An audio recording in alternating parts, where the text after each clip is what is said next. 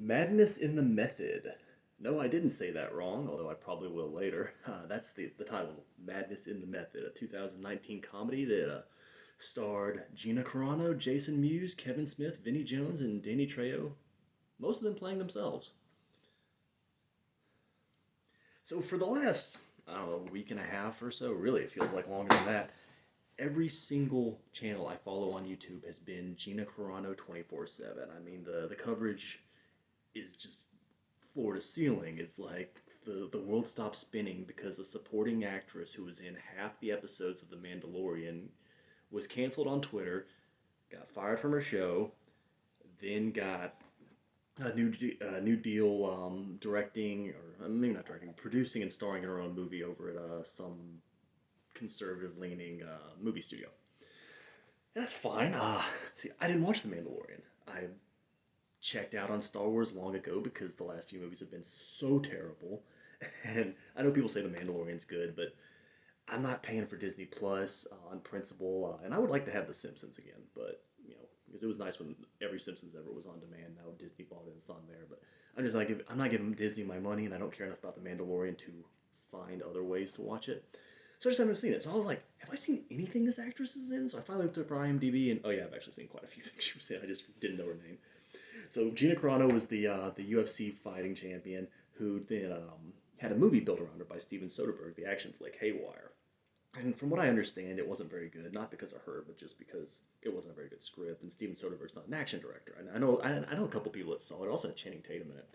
But yeah, by all accounts, it kind of sucked, and it just sort of immediately relegated her to the B list. So she did some low budgetish action movies. One with Bruce Willis called Extraction. I actually might watch later. But and then she got Deadpool, and she had one of the best jokes in Deadpool was when Deadpool calls her the less angry Rosie O'Donnell. But yeah, and then she finally got onto The Mandalorian, made a big name for herself, and then got fired. But I had recently seen, recently, I saw it when it came out 2 years ago, Madness in the Method, and I was really excited about this movie. And this is the one time in her film career where she was not in an action movie. This is a straightforward, very dark comedy. And yeah, it's based around sort of a fictionalized version of the life of Jason Mewes, the guy who inspired and plays Jay of Jay and Silent Bob, the stoner icons. Now, Jay and Silent Bob were kind of between Cheech and Chong and Harold Kumar. You had Cheech and Chong in the 80s and Harold Kumar in the 2000s. Cheech and Chong was, well, the 2000 like teens. Cheech and Chong was more like the mid 90s into the mid 2000s. And yeah, Kevin Smith, who plays himself in this movie, like Jason Mewes plays himself in this movie, is it was directed by Kevin Smith, and Kevin Smith thought the character of Jay was a good fit for the movie, basing it around the real life Jason Mewes personality when he was in middle school and high school, just kind of a loudmouth, very profane, sex obsessed, kid. And yeah, Jay is a very funny character, and honestly, Jason Mewes, without Kevin Smith, would have probably ended up a guy with a low level drug habit and a construction worker in his little small town in New Jersey. But it's also debatable whether Kevin Smith's movies would have been as successful without Jay. So they owe each other their careers, essentially. And both of their careers at this point have slowed down. There was a long string of Jay and Silent Bob movies. Kevin Smith made a few other things. Jason Mewes starred in a few B movies, mostly comedies, although he did some horrors, weirdly enough. He did some horror movies, including a serious role in a movie called Bitten that I only saw parts of. But he was in The Tripper, which I did a video on. The Tripper is actually a really good slasher flick. But yeah, both of them, both of their careers have slowed down a good bit, and that's kind of what this movie is about a B-lister like Jason Mewes, who's kind of coming to realize that he's getting older, offers are drying up, and he's basically on his way out of the business. And that's where the fictional part starts. So Mewes is at an audition, and once again they tell him he does this whole long monologue, very dramatic monologue in black and white. Jason Mewes directed this movie as well. It's the only feature he's directed, although he's done a couple shorts. But Jason Mewes directed this as well. And so he's at this audition, and he's doing this whole long dramatic monologue, and the casting director says, hey, you're supposed to be reading for the funny guy. You're not a serious role." So, and he's not really nailing the monologue either, so you can kind of understand why they wouldn't want him for that part, but he gets all mad because he's typecast, because everyone just wants him to be a funny stoner guy. So, Mewes is desperate, and he goes to Kevin Smith. Now, Kevin Smith and Jason Mewes in real life still do personal appearances and that kind of thing, and talk about the good old days. And see, the thing is that if Jason Mewes was ever going to become a movie star, it probably would have happened after Dogma. That was his shot. Dogma was kind of the peak of both of their careers, of the Kevin Smith phenomenon, of Jason Mewes' success. They were getting featured on MTV a good deal. They were on commercials. So that was when it was going to happen. It was going to happen. But unfortunately, Jason Mewes had a very serious drug problem in the early to mid 2000s, and it got to a point where like he was on the edge of dying. Like people at one point he literally went missing and they couldn't find him. He was feared dead. But he's gotten straight and sober now, and this movie kind of reflects that part of his life, only not his real life. Obviously, this is very fictionalized. So as a clean and sober Jay who's just kind of running down the clock. He's in that I'm still kind of sort of remembered but not exactly famous and I can't get a role. So he goes to Kevin Smith complaining about this, and Kevin Smith tells him, Matt Damon, because keep in mind Kevin Smith has worked with Matt Damon and Ben Affleck a lot, told him about this book, and if you read this book, it'll make your career. It changes everything, the whole way you think about acting, about being in the industry, and the book has a stupid long title, but Mewes is like, oh my god, I'm totally going to read that, and then they do some dick-sucking jokes, because Kevin Smith comedy, there's always a lot of weird homoeroticism, but then they, Jason Mewes goes to this crazy-ass rich dude and gets the book from him. Now, we really gloss right over the fact that this is clearly a mass-market paperback, and eBay is a thing, but he has to go to this guy to get this book. So he goes to the guy, starts reading the book, and the first thing he comes to mind is that he needs to go back to this casting director and really like intimidate him, like scare him, make him see that he could be this thug character that he wanted to play in this movie. And his wife is played by Gina Carano. Now Jason Mewes is married, but not to Gina Carano, and like I said, it's interesting seeing an actress that's known for action movies play the wife, and that's all she really is in this movie, at least until the end. It's just the concerned wife, because she's watching her husband get dumber and more reckless and more angry and more erratic and more paranoid. And there's this subplot about how he's obsessed with getting this obscure comic book that she's trying to get for him. But yeah, so he just kind of leaves her behind. He goes to the casting director's house and accidentally kills him. So that's the inciting incident for this whole thing, because being at the center of a murder investigation raises his profile exponentially. And suddenly he actually might be able to get a big role in Hollywood. It turns out that his old pal Brian O'Halloran, also playing himself. Brian O'Halloran, the star of the original Clerks movie, Clerks 2, and he had small parts in a few other Kevin Smith movies. And he was Vulgar the Clown in the Clown Revenge Rape movie. If anybody but me remembers that movie, I'd be amazed. But and Brian O'Halloran has apparently written this amazing script that studios are dying to get their hands on, and he's going to direct it too. So Mewes wants Brian O'Halloran, to give him the lead part in this movie. But to do that, he's got to jump through all these hoops, and Brian O'Halloran is playing a colossal douchebag, playing himself as a colossal douchebag. So, and he's obsessed with getting people to quote his line from Clerks, "I'm not even supposed to be here today." And the idea that anyone in Hollywood would even remember who this guy is, Hollywood forgets you 10 minutes after your last success. They're going to remember a 1995 cult movie, and he just, but everywhere, even when he's by himself, he just sits there, "I'm not even supposed to be here today." It is a funny running joke. So that's basically what's going on. Is Mewes is trying to get in on O'Halloran's movie. In the meantime, people keep dying around him, and a lot of it's getting blamed on his, partner in sobriety, sober living companion, sponsor. I'm not sure what it is when it's drugs.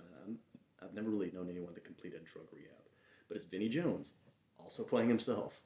So Vinnie Jones, the character actor, tough guy whose career very much peaked in the 2000s. He was most famous for his role in the movie Snatch with Brad Pitt, that Guy Ritchie crime movie that also had Jason Statham in it, and Midnight Meat Train, the horror movie adapted from Clive Barker books of Blood. He played the villain in that with Bradley Cooper as the good guy. But Vinnie Jones is playing himself, and he and Mewes are supposed to be really tight, and they kind of, balance each other out, and they help guide each other through their sobriety, because Jones had some substance abuse issues as well years ago. So, it's all getting blamed on Vinnie Jones, and Mewes feels bad about this, but not so bad that he's going to turn himself in, and there's this cop that's obsessed with busting him, and this cop is the worst part of this movie. He's actually a producer on the movie. The guy is just bad. He's just bad. It's like Z-grade comedy. Pratfalls and mugging for the camera, just shouting, just making face. He's god-awful. And he's a big part of the movie, which is sad. He's in it at least as much as Kevin Smith is. Kevin Smith isn't in this as much as the ads would lead you to believe. Which is a shame, because Kevin Smith and Jason Mewes have really great natural chemistry. In this movie, unlike all their other movies, Kevin Smith is Silent Bob. they actually get to talk, and watching them kind of interact off each other, especially as Jason Mewes becomes more erratic and angry, is interesting. And you do get to see that Jason Mewes could probably not for certain roles at least could actually probably be a good role, a good actor. Especially one of the better scenes in the movie is when he catches his wife about to flash her webcam. Yeah, Gina Carano is about to lift up her top for a webcam, and they get in this big fight about that, and it's very authentic. It sounds real, and they're playing off each other very well. So the movie has a fair amount of cameos as well. You get Stan Lee in here. This was apparently the last thing he filmed before his death, and he kind of title drops in reverse. He points out that the saying is, method to the madness, not madness in the method. And Dean Cain plays himself from the old Superman show Lois and Clark, and there's a running joke where he's so stalked by fans that he can barely go outside because, yeah, sure, yeah, all right, Robert Downey Jr. No one remembers Lois and Clark that isn't at least 30. But and Teri Hatcher is also in this from Lois and Clark. Is she's actually not playing herself. She's playing Jason Mewes' agent. Danny Trejo plays himself in a small part, and he's researching playing a gay character, so he's walking around not like a feather boa, being very like fey and stuff. And that's not a very funny joke, honestly. It was just sort of dumb, and I guess they were able to get Danny Trejo to show up for a day. Kevin Smith's daughter, Harley Quinn Smith, who starred in the notorious Yoga Hosers, is also in this. And yeah, this movie, I feel like the biggest issue with this movie is it struggles with tone. Now, something some other people might have an issue with is that this is a completely amoral movie. This is it. This is a movie where completely screwing everyone over, lying to everyone, and killing a few people is the path to success, but it's treated like a happy ending. So I actually kind of hated the Jason Mewes character because of how ruthlessly he just fucks over everyone. But yeah, it's got funny parts for sure. It's just there's a musical number early on where Jay is kind of dreaming, and it's to the tune of that song "You Fell in Love," bow bow.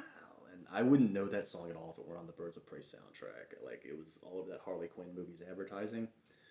But yeah, they do a musical number to that, and they do a second musical number later that I frankly could have done without because you get to see Kevin Smith's sexy dance in it. Ew.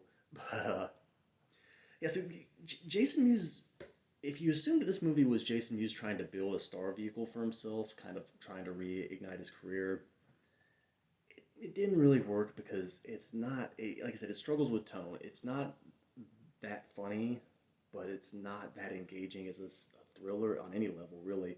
And this almost feels like kind of a poor man's version of The Player, the Robert Altman movie that Tim Robbins starred in the early 90s.